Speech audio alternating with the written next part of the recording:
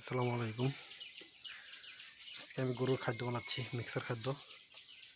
এই যে 300 কেজির খাদ্য মিক্স করতেছি।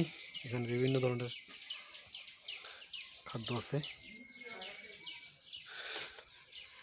এখানে আপনার আছে খৈল আছে, ভুসি আছে, তারপরে আপনার একটা আমি মিক্স খাদ্য আমারটা আছে, তারপর হচ্ছে ব্রয়লার গোয়ার ফিড আছে, তারপর হচ্ছে খৈল আছে, ভুসি, তারপর আছে কিছু মেডিসিন আছে বিভিন্ন ধরনের।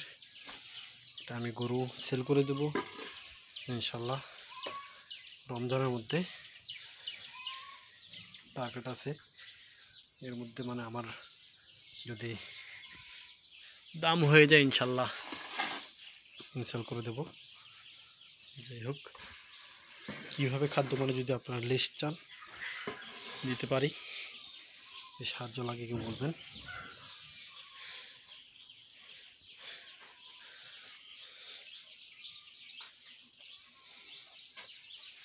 খাদ্যটা দেখেন কি কি অনেক ধরনের দানা, এখানে দানাদার খাদ্য আছে।